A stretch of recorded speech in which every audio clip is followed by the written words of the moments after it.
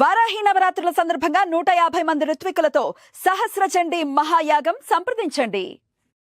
నమస్తే, welcome to our channel. నేను పద్మిని. ప్రస్తుతంతో పాటు ప్రసన్న శర్మ గారు ఉన్నారు, మాట్లాడదాం. నమస్కారం అండి. నమస్కారం తల్లి. బహుశా ఇంత సింపుల్గా నేను ఇంట్రడ్యూస్ చేసింది నా జీవితంలో మొదటిసారి అనుకుంటా.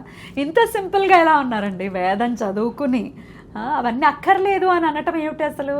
అక్కర్లేదు అని కాదు తల్లి, ఉన్న పరిస్థితులకి మన గురించి మనం చెప్పుకోవడం కంట మన దగ్గరకు వచ్చిన వాళ్ళు మన గురించి తెలుసుకోవడం అనేది చాలా ప్రశస్తమని నా ఉద్దేశం. చాలా అరుదుగా చూస్తూ ఉంటా ఇలాంటి ధోరణి, లేకపోతే ఇలాంటి ఆలోచన విధానం చాలా సింపుల్గా ఉండాలి, గ్రౌండెడ్గా ఉండాలి అనేది అర్థమవుతుంది. మిమ్మల్ని కలవటం చాలా చాలా సంతోషంగా భావిస్తున్నాను. ఇదేంటంటే మా గురువులు మాకు నేర్పింది తల్లి.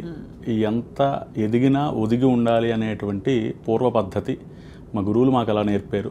ఎంత చదువుకున్నా ఆరు మన దగ్గర ఎంత జ్ఞానం ఉన్నా ఇంకా ఏదో తెలుసుకోవాలి. ఎందుకంటే శాస్త్రం అనేది సాగరంతో సమానం.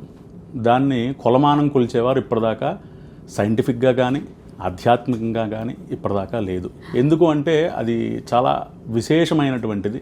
నేను అందులో ఏదో ఒక చెంచాడు ఆ సాగరంలో నేను ఉన్నాను అనేటువంటి ధోరణిలో నేను ఉంటాను. సో అంతే తల్లి, అందుకంటే ఇంకేం లేదు. అన్ని దానాల్లోకి వెళ్ళా అత్యంత అద్భుతమైనటువంటి దానం విద్యాదానం అని చెప్తారు. దాని తర్వాత అన్నదానమే. ఇక చాలు అనేది అన్నదానంతో, అన్నం తిన్న తర్వాత మాత్రమే. కాబట్టి మీరు చేసేటటువంటి సహస్ర చండీ మహాయాగంలో ఈ 11 రోజులు కూడా చాలా విశేషంగా ఎంతమంది వచ్చినా పర్వాలేదు, అనార్తులు అనేవాళ్ళు ఉండరు అక్కడ. ఖచ్చితంగా అందరికీ కడుపు నిండా భోజనం అయితే ఉంటుంది అని చెప్తున్నారు.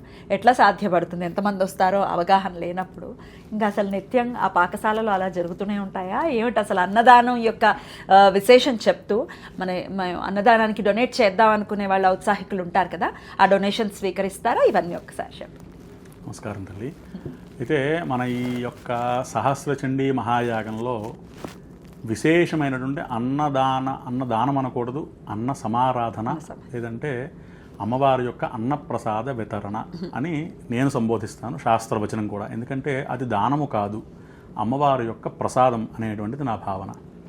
ఇక అన్నదానము అనేటువంటి దానికంట అన్నప్రసాదంగా నేను భావించి అందరికీ కూడా అమ్మవారి యొక్క ప్రసాదం అందాలి అనేటువంటిది నా సంకల్పం.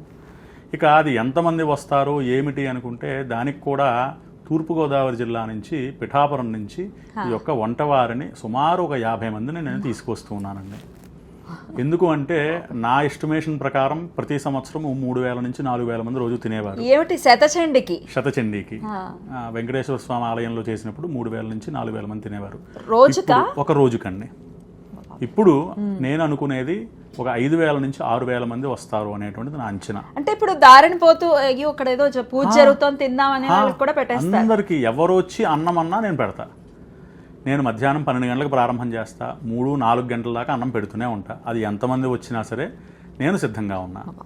ఇక అన్ని దానాల్లోకి గొప్పది అన్నదానము అని మీరు ఇందాక అన్నారు కదా, విద్యాదానం కూడా అన్నింటికంట గొప్పది అనేటువంటి దానికి కింద స్థాయికే వస్తుంది. విద్య కూడా విద్య నెక్స్టేనా? విద్య ఎందుకంటే విద్యను దానం చేస్తారు కానీ దానికి అంత్యము లేదు. ఎందుకంటే అది ఒక సాగరం. దాన్ని మొదలు పెడితే ఒక మనిషి వారి యొక్క జీవితాంతము కూడా నేర్చుకున్నా ఇంకా మిగిలిపోయి ఉంటుంది. సో దానికి ఒక ఎండ్ కార్డ్ లేదు కాబట్టి అది కూడా గొప్పది కాదు. ఎందుకంటే దానము అనేది ఎప్పుడు గొప్ప అవుతుంది? చాలు అనేటువంటిది అంటేనే అది గొప్పదవుతుంది. సో అన్నార్తులు ఎప్పుడైతే వస్తారో అన్నప్రసాదాన్ని మనం పెడతామో సుమారు 15-16 రకాలైనటువంటి ఈ సంభారాలు, కూరలు, పచ్చళ్ళు అన్నీ ప్రతిరోజు 15-16 పదార్థాలు పెట్టి వారికి మృష్టాన్న భోజనం పెడతాను.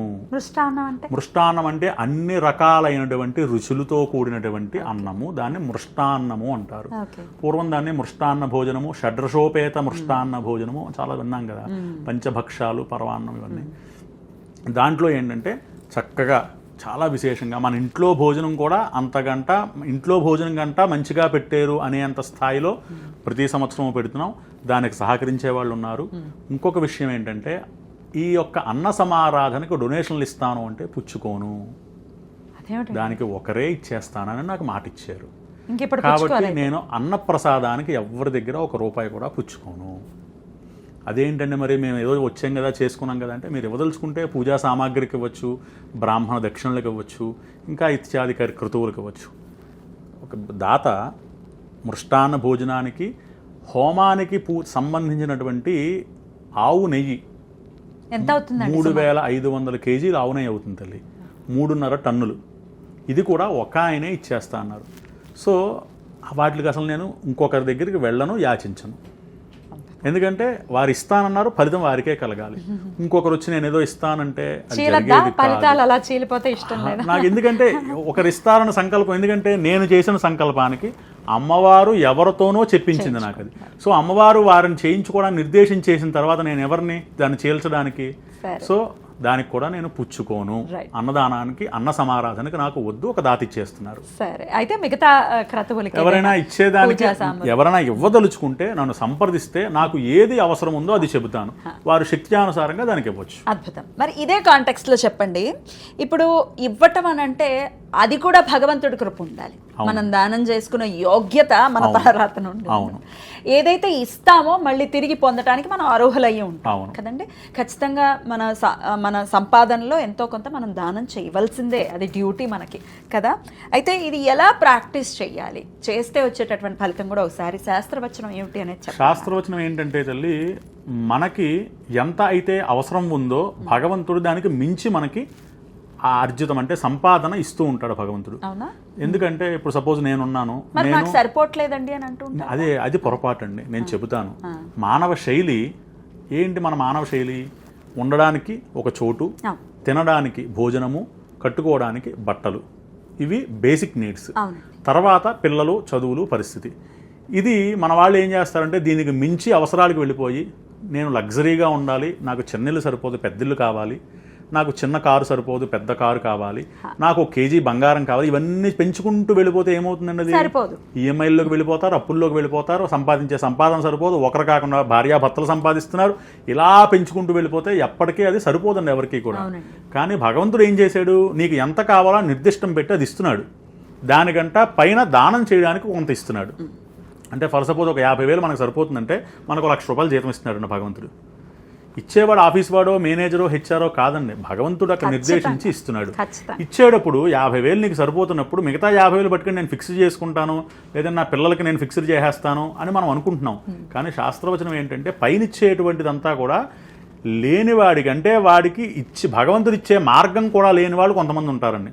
అంటే వాడికి ఎటు ఏ ఆధారం ఉండదు, చదువుకోడు, ఉద్యోగం రావడానికి, డబ్బులు ఉండవు, వ్యాపారం చేయడానికి ఏమీ ఉండదు. అటువంటి వాడికి నువ్వు కొంత ధనం ఇవ్వాలి అని చెప్పి మనకి అది భగవంతుడు ఎక్స్ట్రా ఇస్తాడండి.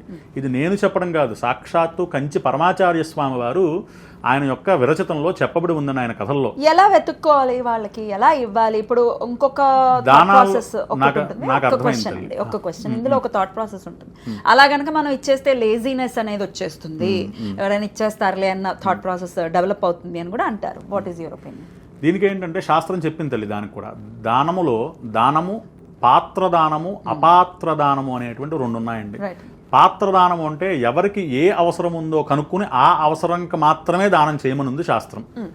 అక్కర్లేకుండా నీ దగ్గర 100 ఉంది కదా అని వాడికి ఎవరికో పట్టుకెళ్ళి 100 రూపాయలు ఇచ్చేస్తాను అంటే అపాత్రదానం అవుతుంది. ఎందుకంటే ఆ 100తో వాడు దాన్ని వ్యసనానికి బానిస అవ్వచ్చు, ఆరు వాడి యొక్క రెగ్యులర్ జీవితానికి వాడికి ఆపేసి ఈ దానం మీద బతకడం కూడా అలవాటు చేసుకుంటాడు. కాబట్టి దాని పేరే అపాత్రదానము. సో పాత్రదానం మాత్రమే చేయాలి. ఇప్పుడు ఎవరికో నీడుంది, హాస్పిటల్ నీడుంది, నాన్న దా వెళ్ళి హాస్పిటల్లో చూపించుకో, నేను బిల్ కడతా, ఆకలి వేస్తోంది, నేను నీకు భోజనం పెడతా, ఇది తిను, అంతేగాని భోజనం తిను అని మనం 100 రూపాయలు ఇవ్వకూడదు. దాని పేరు అపాత్రదానం. అవసరం ఉన్నవాడికి అది తెలుసుకుని ఆ తెలుసుకున్న దానం మాత్రమే చేయమని శాస్త్రం చెప్పింది. ఇలాగే ఎవరికైతే అంటే ధనార్జన చేసేటువంటి యోగ్యత లేని వాడు ఉన్నాడో వాడిని జాగ్రత్తగా చూడమని మన శాస్త్రం చెప్పిందండి. పూర్వం పరమాచార్య స్వామి వారు కూడా ఇలాగే ఎవరికో ఒక గవర్నమెంట్ ఉద్యోగంలో లక్షల కొద్దీ జీతం వచ్చేస్తుందట.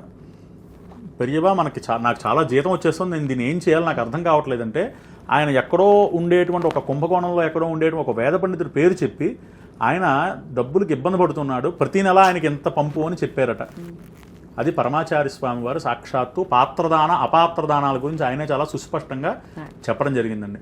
అలాగే దానం చేయడం అనేది మన యొక్క నిత్య కృత్యంలో ఖచ్చితంగా ఒక భాగం అయి ఉండాలి.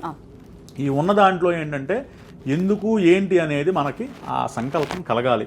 ఇది వైదికమైనా ధర్మమైనా లేదా ఏ వర్ణం వాళ్ళు ఇలాంటివి ఏవీ లేవు తల్లి. ఏ మతమైనా ఏ కులమైనా ఎవరైనా సరే పాత్రదానం చేయమని మనకి భగవంతుడు ఆదేశం, ఏ మతం వారికి ఆ భగవంతుడు మార్గనిర్దేశం చేయబడి ఉన్నది. ఖచ్చితంగా చెయ్యాలి, ఇంకా అది ప్రాక్టీస్ లోనే ఉండాలి. దానికి ఏమి ప్రకటనలు కూడా అవసరం లేదు, చేసేసుకోవాలి. ఇంకోటి, ఇప్పుడు నా యాగం దగ్గరికి వచ్చేసరికి ఏంటంటే డబ్బులు ఇస్తేనానా అంటే డబ్బులతో కూడా నా దగ్గర అవసరం లేదు. శక్తి ఉన్నవారు వచ్చి సహాయం చేయండి. శక్తి లేని వారి యొక్క పూజలకి మీ యొక్క ధనం ఉపయోగపడుతుంది.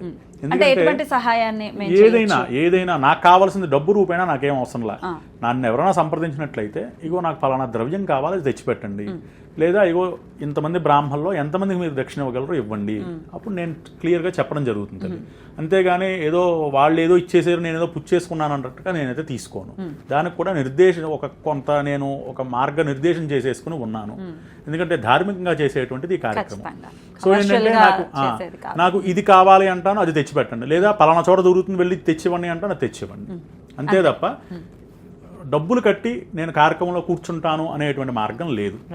అద్భుతం అండి, ఇదైతే ఎప్పుడు వినలేదండి ఇటువంటి ఇంత ధార్మికంగా జరగటం అనేది, అది తెలుసుకోవటం లేదా అందులో భాగస్వామ్యులు అవ్వటం అనేది సుకృతంగా ఖచ్చితంగా భావిస్తూ చాలా అద్భుతంగా తెలియజేశారు. ఓసారి కాంటాక్ట్ చేయండి, మీరు ఏదైనా మీ సహాయం లేకపోతే మీ సహకారం అందించాలి అనుకుంటే ఖచ్చితంగా కాంటాక్ట్ చేయండి. ప్రసన్న శర్మ గారు మాట్లాడతారు. రైట్ అండి, థ్యాంక్ యూ అండి, నమస్తే. నమస్కారం.